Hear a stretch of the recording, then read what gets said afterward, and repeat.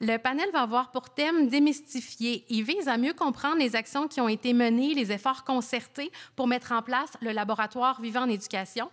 Il va être question de laboratoire vivant, d'inégalité numérique et de transfert.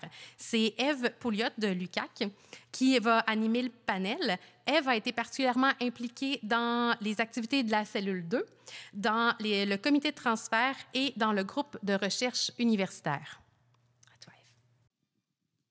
Donc, bonjour tout le monde. Donc, moi, je m'appelle Ève Pouliot. Je suis professeure titulaire à l'Université du Québec à Chicoutimi en travail social. Donc, je suis un peu la bibite étrange parce que les autres chercheurs sont en sciences de l'éducation. Mais pour un laboratoire au niveau des inégalités, c'est quand même pertinent le travail social. Je suis aussi co-titulaire de la chaire Visage, qui est une chaire de recherche interordre entre le Cégep de Jonquière et l'Université du Québec à Chicoutimi.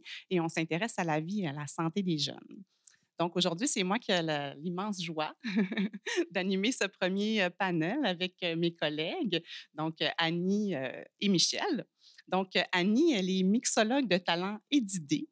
Elle pilote des projets dans les domaines du tourisme, de la culture et de l'éducation et elle utilise le design d'intervention pour élargir vos horizons. Donc, nous, on a été témoins de ça à plusieurs reprises dans le cadre des activités du Lab Vivant. On devait aussi avoir Samantha Avoyer avec nous du CETREC, qui est conseillère en transfert et en innovation, mais malheureusement, elle a eu un empêchement de dernière minute. Les collègues ici pourront témoigner là, de son engagement dans le projet. Et Michel, qui est professeur agrégé en psychopédagogie de l'enseignement professionnel à l'UQAR. Donc, merci d'être là aujourd'hui. Pour entrer tout de suite dans le vif du sujet, une question pour toi, Annie. Est-ce que tu peux nous expliquer qu'est-ce que c'est un laboratoire vivant, puis nous indiquer qu'est-ce qui est unique à celui qu'on vient de vivre ensemble? Alors, un laboratoire vivant, c'est une façon de faire de la recherche où on implique plusieurs parties prenantes. On n'est pas dans un laboratoire scientifique de chimie, par exemple, de biologie. C'est un système vivant avec et des chercheurs et des usagers et des participants à l'intérieur de la recherche où on fait de la recherche et du transfert en continu, ce qui représente tout un défi parce que c'est un changement de rythme majeur par rapport pour les chercheurs et pour les agents de transfert dans un programme comme ça. Alors, un laboratoire vivant utilise différentes méthodes. On a les usagers au milieu de notre pensée, au milieu de nos préoccupations, qui viennent travailler avec nous. On a plusieurs parties prenantes. On avait des gens du ministère de l'Éducation, des gens du monde syndical, des gens de l'entreprise privée et des gens des acteurs de l'éducation avec nous. Puis la vie, qu'est-ce qu'il y a de particulier à ce laboratoire-là par rapport à d'autres laboratoires dans d'autres domaines? Je dirais que celui-ci, particulièrement, ça a été le transfert, la qualité et le contenu, le nombre incroyable d'objets de transfert de connaissances. Entre autres, avec le CETREC, on était appuyé là, par le CETREC qui est le Centre de transfert en réussite éducative au Québec et qui sont des spécialistes du transfert de connaissances. Alors voilà. Merci. Donc, on voit qu'il y a beaucoup de personnes impliquées. Toi, ton rôle, plus précisément, c'était quoi au sein du Lab Vivant? Effectivement, il y avait beaucoup de gens. Mon rôle à moi, c'était de faire le design des processus et de faciliter ces processus-là, rassembler les gens, les faire travailler ensemble. Mais il y avait, puis former les nombreux comités. Il y avait le comité de la recherche, le comité du transfert, le comité de pilotage, les 2 cellules. Alors, c'est beaucoup de comités. Alors, c'est un peu voir à ce que tout ça fonctionne. Euh, Un peu un chef d'orchestre. parallèlement, oui, parce que le chef d'orchestre, c'est quand même Séverine, là, de tout ça. Effectivement, un deuxième violon. Et toi, Michel? De mon côté, j'ai fait partie du comité de pilotage, du comité de recherche, donc avec les chercheurs que Séverine a nommés tantôt. Donc, certains étaient mes collègues et d'autres avec qui je collaborais pour la première fois. J'ai aussi fait partie du comité de transfert avec Élise et Samantha et Séverine et Ève. Et j'ai fait partie de la cellule 1. Donc, ma participation était différente dans la première cellule et dans la deuxième cellule. Dans la première cellule, j'étais vraiment une participante comme les autres, ce qui a amené parfois, je dirais, un inconfort dans ma posture parce que comme chercheur, on se dit on ne veut pas influencer ce que les gens vont faire, ce qu'ils vont dire, les décisions qu'ils vont prendre. Puis en même temps, ben, on est appelé à faire les activités comme les autres. Donc, j'ai fini par prendre ma place comme participante, mais ça a été un petit inconfort au début. Et durant la deuxième cellule, là, j'ai pris un pas de recul. J'ai laissé mes collègues participer avec un peu de jalousie quand même parce que je sais que c'est un beau milieu. Mais dans ce cas-là, j'ai révisé après les fiches qui expliquaient ce qui avait été fait. Donc, comme je n'étais pas là, ça permettait d'avoir un regard extérieur aussi pour voir si quelqu'un qui n'est pas là peut comprendre ce qui s'est passé. Super, merci. Puis, pour continuer avec toi, Michel, ça a été quoi le rôle de l'équipe de recherche universitaire dans le projet?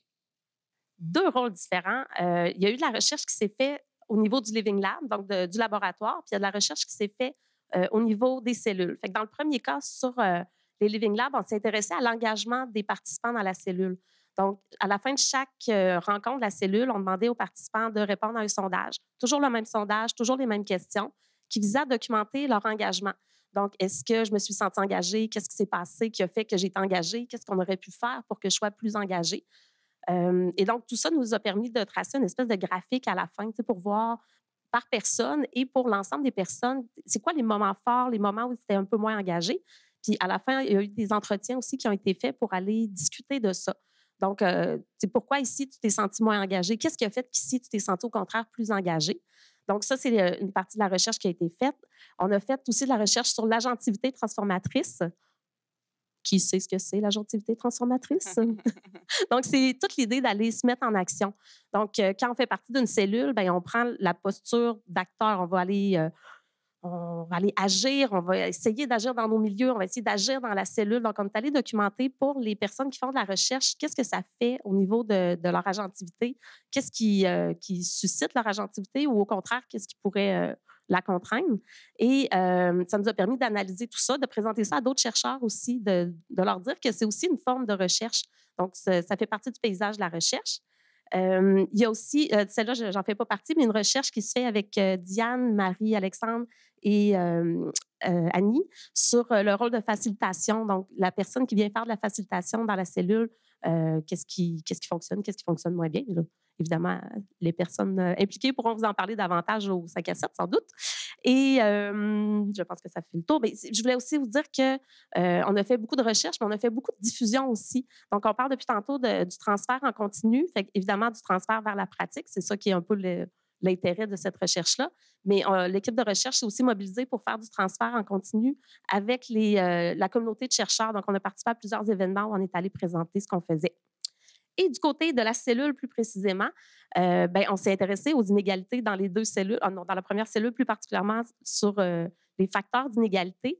Donc, en commençant, on a décidé de faire une revue systématique de la littérature. Pour ceux qui sont un peu familiers, en gros, on applique un protocole très défini sur les documents qu'on va aller chercher. On ramasse tout ça, on fait une sélection. On a plusieurs personnes qui regardent les mêmes documents pour s'assurer qu'on s'entend sur ce qu'on fait. On passe une analyse fine et à la fin de ça, on est capable d'aller coder finalement ce qui ressort des recherches. Donc, on a pu aller identifier des facteurs qui étaient le plus souvent nommés dans la littérature. Ça nous a permis de revenir rapidement auprès de la cellule et de dire voici ce que la littérature dit. Ça n'empêche pas que la cellule était concentrée dans des milieux, mais ça permet aussi d'avoir le regard de ce que la recherche peut dire à ces sujets-là. C'est quoi les éléments marquants de cette recension des écrits-là? Bon, la première chose, c'est qu'évidemment, ce qu'on a présenté, c'était des résultats partiels parce que c'est long à faire. Mais ce qui ressort beaucoup, là, c'est que ce qui est le plus souvent nommé, on avait 5 grandes catégories. La catégorie la plus souvent nommée, c'était tout ce qui appartenait au sociodémographique. Donc, là, à partir du moment où on est dans des régions où l'accès est plus difficile, ça revenait souvent. Les premiers réflexes qu'on avait, c'est de dire « Ah, mais c'est de la recherche qui couvre l'ensemble du monde, donc nous, ça nous touche moins. » Ah oui, mais il y a encore des places où c'est difficile. Puis, quand je fais Québec-Rimouski, il y a des places où j'ai pas de réseau. Ah oui, c'est vrai qu'on a l'impression que c'est réglé, mais c'est pas réglé partout. Après ça, il y avait le deuxième, les parents, les familles. Donc, il y a des facteurs qui appartiennent plus justement aux parents, aux familles. On peut penser à l'attitude face aux technologies, des familles qui disent nous, ça ne nous intéresse pas, on ne veut pas d'écran dans la maison, mais aussi à tout ce qui relève de la compétence numérique. Je ne peux pas t'aider avec ton travail qui est à faire ce soir. Donc, un élève qui a des parents qui sont intéressés par les technologies, qui en ont, qui ont accès à des technologies. Donc, c'est ça. Il y avait ces deux facteurs-là qui étaient les plus souvent nommés. Dans les 3 dernières catégories, là, on tombait vraiment plus dans le milieu scolaire, ce qui nous interpellait un petit peu plus. On parlait des enseignants, donc la compétence numérique des enseignants, l'attitude face aux technologies, puis toute la question de qu'est-ce qui vient avant. Quelqu'un qui a une attitude favorable va peut-être être plus enclin à se former, à devenir plus compétent. Quelqu'un qui est plus compétent va saisir la plus-value des technologies, donc pour avoir une attitude plus positive. On avait aussi du côté des directions, en fait, c'était plus, je veux dire, l'administration, globalement, là, le leadership de la direction, mais aussi les politiques qui sont en place, qui commencent à se décliner dans les milieux. Et le dernier point, bien, c'était les élèves. Donc, encore une fois, la compétence numérique des élèves, mais aussi leur autonomie. Donc, ce qui revenait souvent, c'était qu'il y a des enseignants ils prenaient des initiatives dans leur classe et qu'il y avait de la difficulté à les mettre en place dans des cas où les élèves étaient moins autonomes avec les technologies.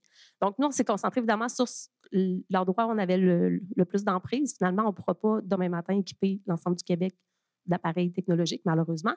En fait, pas nous, mais peut-être que certains pourraient le faire. Donc, ça nous a permis d'aller voir où nous, on pouvait plus agir et c'est pour ça que dans la première cellule, on est allé du côté de la compétence numérique des enseignants. Alors, tu as parlé des facteurs. On a aussi les niveaux. Niveau, c'est l'accès. On parlait il y a 10-15 ans peut-être de la fracture numérique. On parle maintenant d'inégalité numérique parce que c'est plus complexe que juste une fracture. On a donc l'accès. Ce que tu dis, on n'a pas vraiment de pouvoir là-dessus. Les habiletés. Est-ce que je suis capable d'ajouter une pièce jointe à un courriel? Est-ce que je suis capable de fermer les fenêtres de mon iPad, par exemple? Et les usages. Est-ce que je vais regarder des vidéos de chats sur TikTok toute la fin de semaine ou est-ce que je vais faire de la programmation, par exemple? Alors voilà, donc on avait les niveaux et les facteurs. Oui, merci beaucoup pour cette précision-là, Annie. Tantôt, vous avez parlé un peu du transfert de connaissances qui se fait en temps réel avec la recherche. Ce serait quoi, Michel, puis peut-être toi aussi, Annie, les leçons apprises puis les limites d'une démarche comme celle-là? Je dirais que du côté des leçons apprises, c'est l'efficacité de tout le monde qui est impliqué. Euh, on le sait que c'est important le transfert de la recherche. On sait que c'est long faire du transfert de la recherche, qu'il faut que ça soit appliqué, que le temps de faire la recherche, le temps de faire le transfert, c'est vraiment long. Mais là, ce qu'on a vu avec l'équipe du CETREC, puis c'est de valeur que Élise et Samantha ne soient pas là ici pour l'entendre. J'espère qu'ils vont entendre l'enregistrement, mais je parle entre autres à Mme Saint-Pierre en ce moment. L'efficacité, l'efficience de l'équipe, ça a fait en sorte que à la fin de chaque cellule, on était capable de se rencontrer 1 heure pour se dire qu'est-ce qu'on doit retenir de cette cellule-là, de chaque rencontre, qu'est-ce qu'on doit retenir de cette rencontre-là, qu'est-ce qu'il faut mettre de l'avant, qu'est-ce qu'on veut dire à quelqu'un qui s'intéresserait peut-être au Living Lab, mais pas trop sûr de ce que ça comporte et de comment ça peut se faire concrètement. Après ça, ils partaient pendant 1 semaine. La semaine d'après, ils revenaient en disant voici ce qu'on vous propose, on a ça, ça, ça comme solution, on pourrait faire ça. On pense que ça serait une bonne piste. Puis, quelques jours après, c'était construit, validé, c'était beau en plus. Et tout ça, ça s'est fait dans une ligne du temps qui est disponible, donc, comme Séverine disait. Puis, elle s'est vraiment construite au fil des rencontres. Donc, déjà, à la deuxième rencontre, on pouvait dire hey, regarde ce qu'on a fait à la première rencontre. On pouvait déjà en discuter avec les autres. Là, je vous parle du beau, ça, c'était le fun. En même temps, c'est beaucoup de défis parce que de réagir aussi rapidement puis de prendre le recul que ça prend pour se dire, bien, au-delà de mon expérience d'hier, qu'est-ce que je veux retenir de ça? C'était pas si simple. Puis à plusieurs moments, on voulait aussi aller chercher ce que les gens autour en pensaient. Donc, d'aller questionner les intervenants du milieu scolaire qui ne font pas partie de la cellule. Puis ça, c'est un défi qu'on a partiellement relevé, je dirais. Donc, on a fait des questionnaires pour eux, on a ajouté les questionnaires dans la ligne du temps. On a sollicité des gens, mais on se rend compte que ce n'était pas suffisant. Donc, dans les défis qui resteraient à relever, je pense que de trouver des moyens pour aller davantage chercher le pouls des gens qui reçoivent ce qu'on leur dit, qu'on va tester des idées qu'on a. Je pense qu'il y a encore un peu de travail à faire là-dedans, mais à la vitesse où tout ça est allé, je ne suis pas inquiète que ça va être réglé. Tu as demandé une agilité particulièrement importante de la part des chercheurs, chercheuses et du transfert. Justement, tu l'as mentionné, faire du transfert semaine après semaine dans un système vivant et non à la fin de la recherche comme on va voir d'habitude. C'était toujours, puis Samantha nous disait la semaine dernière, c'est l'humilité de travailler en faisant un prototype et en se disant, il y a peut-être des erreurs, puis on va les corriger plus tard. Mais c'était un travail, je vous dirais, d'une très grande agilité. Annie, toi qui fais partie d'un organisme qui œuvre dans le transfert, c'est quoi les outils qui restent et qui vont être transférables à d'autres contextes selon toi? Il y a une quantité incroyable d'outils d'une grande qualité, aussi faits par le CETREC, parfois faits par le LIO aussi. La plupart sont sur la table, là.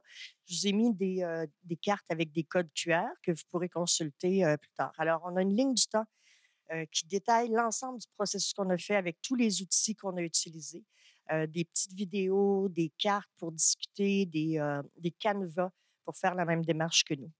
La deuxième année, on a voulu créer une boîte. On a voulu que les gens soient capables, eux-mêmes dans les milieux, de faire leur propre cellule de co-création.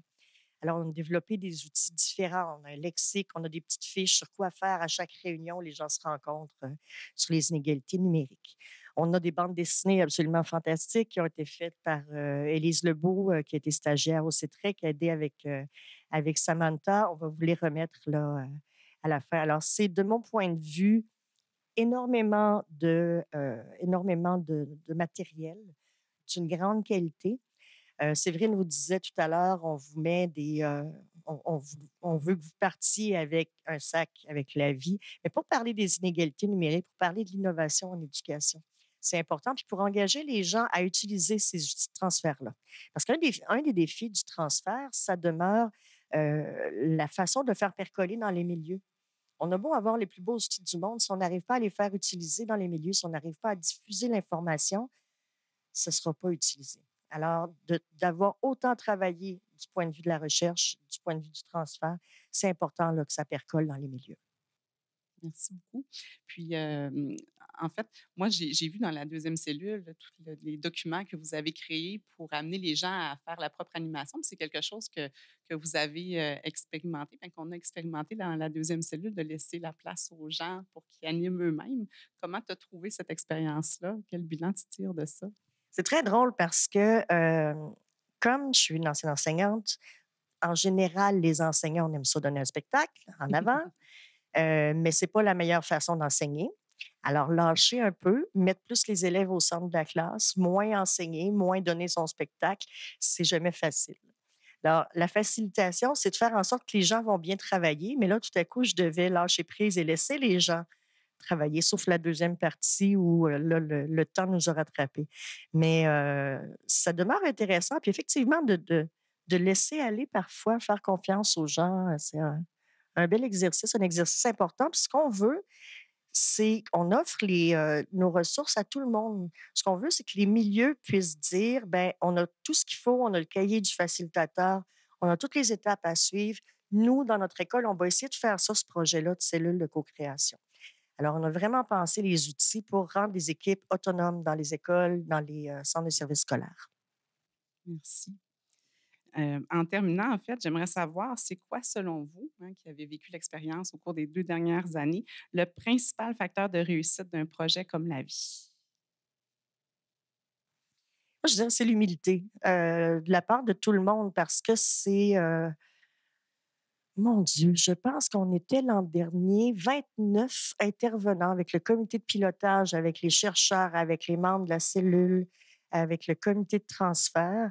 Et ça faisait de mémoire plus de 400 interactions possibles. Alors, la gestion de la communication, de tout ça, il y a forcément des petits ratés, il y a forcément des incompréhensions.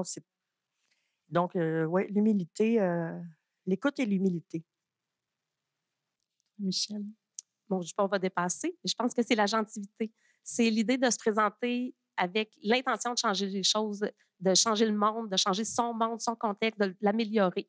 Donc, quand on décide de participer à une cellule comme ça, à un Living Lab comme ça, d'arriver en disant, avec la prémisse que je peux changer les choses. Puis après ça, on verra comment on les changera, mais sans dire « Ah, mais le système, il ne marche pas. Ah, mais on ne peut pas faire ça comme ça. Ah, l'horaire est comme ça va être... On ne peut pas. » Donc, de se donner le loisir d'essayer de changer les choses, des choses qui vont fonctionner. On n'a pas l'ambition de dire qu'on a réglé les inégalités en contexte scolaire, là, assurément pas. Mais je pense que chacun dans nos milieux, on a réussi à faire des petites avancées. Puis si on peut avoir contribué à contaminer une ou deux personnes autour de nous, à se pencher sur les inégalités, puis à prendre conscience des inégalités qui sont présentes. Quand on pense qu'il n'y en a pas, il en reste encore. Donc, je pense que c'est ça. L'idée d'arriver avec une posture d'agentivité, je pense que c'est intéressant. Puis, je vais me permettre de prendre la réponse de Samantha également, qui nous en avait parlé. Puis, elle a dit, il faut se mobiliser. Donc, il faut se mobiliser. Comme je disais, quand on arrive au moment de la rencontre, là, il faut être là, être prêt à faire bouger les choses, mais il faut aussi se mobiliser sur une longue période. La première cellule, là, c'était 9 rencontres étalées sur plusieurs semaines. Ben, c'est beau d'arriver motivé la journée 1, mais il faut être encore motivé la journée de la dernière rencontre. Mais il faut aussi être motivé entre les rencontres parce qu'il faut aller se mobiliser dans nos propres milieux pour aller prendre le pouls de nos collègues, pour aller tester nos idées puis dire, ben, avec un peu d'humilité, il me semble qu'elle était bonne, notre idée, cette journée-là. Oui, mais elle était bonne pour vous, mais peut-être pas pour le milieu. Donc, de rester mobilisé sur une longue période, je pense que c'est aussi un facteur de réussite. Excellent. Donc, on a des beaux ingrédients magiques pour des prochaines fois. Je vous remercie toutes les deux. Est-ce qu'il y a des choses que vous voudriez ajouter? On a un peu de temps qui vous semble important. Ben, j'ai envie de vous dire pas game. J'ai envie de vous lancer un pas game. Parce que, encore une fois, ça a l'air beau, mais là, je vous le dis, on l'a fait, puis il y a eu des retombées. Tu sais, des fois, c'est comme une lubie de 2-3 personnes. Là. Tu sais, on regarde ça de loin, un Living Lab. Ils ont l'air d'avoir du fun, mais on n'est pas sûr. Ça se peut pour vrai. Puis ça se peut que ça s'implante dans vos milieux. Fait que j'ai envie de vous dire, soyez donc la personne qui va lancer ça, puis peut-être trouver 2-3 personnes qui vont dire, ben oui, c'est une bonne idée, on pourrait essayer. Au pire, il n'y aura pas de changement, mais je suis assez certaine qu'il y a des belles pistes d'amélioration possibles. Moi, j'aurais envie d'offrir notre temps au panel 2 parce que ce sont des gens qui ont participé et ce qu'ils ont à dire, c'est vraiment intéressant. Excellent, c'est une bonne idée. Merci beaucoup.